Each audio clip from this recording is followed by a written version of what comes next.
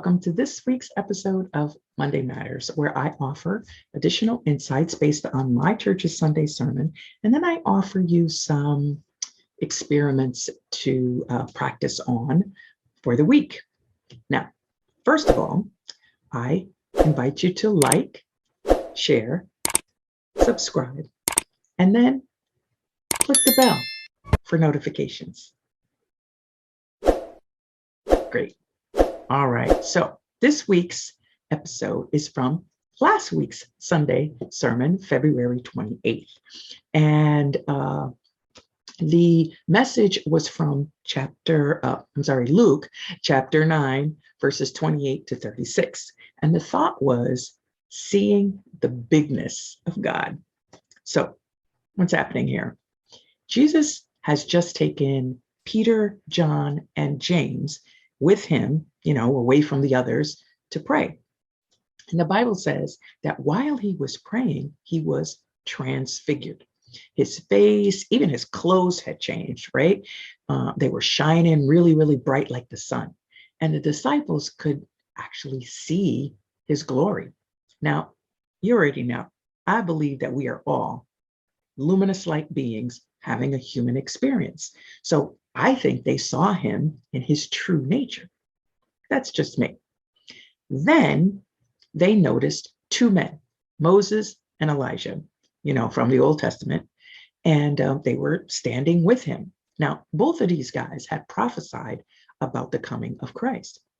And now here they are talking to him, probably encouraging him and supporting him before this ordeal that he would soon be facing. But Peter says to Jesus, "Oh my goodness, Master, it's a good thing that we're here to see this. Maybe we should make an altar for the three of you." Peter kind of missed the point here. So God caused this big cloud to overshadow them. And then they heard this voice saying, "This is my son." That's how I think the voice said. "This is my son, my chosen one. Listen to him." Now, after the cloud lifted, both Moses and Elijah, they disappeared as well. See, God really was not concerned with any kind of tradition or ceremonial act. He just wanted them to listen to what Jesus came to teach them. And not only that, but actually do what he said, right? When your mom says, "Listen," what she really means is, "I need you to do exactly what I'm saying." All right. So what was Jesus saying anyway? Well, when he performed miracles, he said, "It's not me, but the Father who works through me," right? He also said that it would be the same for us. He said, "Ask, believing you already received, and you shall receive," right? That God is the first cause, and we are all heirs of that first cause, endowed with the same creative power. Right? In Genesis, God says he has made man in his likeness and his image, and he has given man, us, dominion over the entire earth and everything on it. And just let that land for a minute. You have dominion over the earth and everything in it. What? I hear you. I hear you saying, if that's so, Denise, then why does my life look like it looks? My health, my peace of mind, my finances, right? This dissatisfaction that I'm feeling. Well, God is a God of order, and we must operate in accordance with that order. Now, when we do, there's a flow, right? When we do not, there's restriction, contraction, dissatisfaction. Look at the law of electricity. It works the same every time, right? Now, if you work it the way it works, the power of it will give you light, right? And it'll power all the other things of convenience that we've come to depend on. But if you work against it, you could get a little shock. It could actually electrocute you, and it could kill you. So now, listen to me, Linda. I have been trained in a process that has been studied over 40 years and codified into a system that's in accordance with the universal laws, right? Now, it's been proven to work perfectly if you work it. It's reliable, it's repeatable, and it's predictable.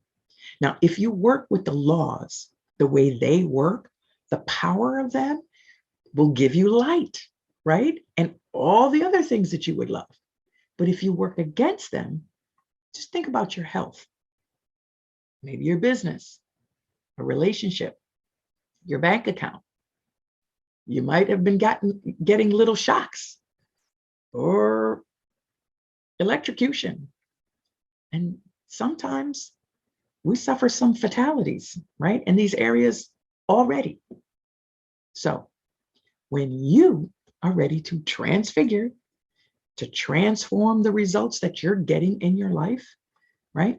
Get yourself away from everyone else, get quiet, connect to yourself with a capital S, and ask some questions. Am I ready to make a change in what I've been doing? How I've been living with the results that I'm generating? Am I sick and tired of being sick and tired? Am I ready to claim my inheritance and operate from the knowledge and the power of the dominion given me by the one who created me and all things?